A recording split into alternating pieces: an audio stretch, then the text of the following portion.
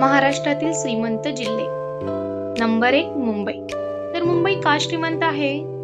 भारताची आर्थिक राजधानी आणि reserve bank of India, Bombay stock exchange सारख्या संस्था, मोठ्या कंपन्यांची मुख्य कार्यालय आणि चित्रपट सृष्टी म्हणजेच बॉलिवूड. दुसऱ्या नंबरला आहे पुणे.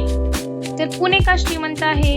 तर IT hub, Hinjewadi IT park, शिक्षण आणि उद्योग यांचा संगम, ऑटोमोबाईल कंपन्या, टाटा, मर्सिडीज etc.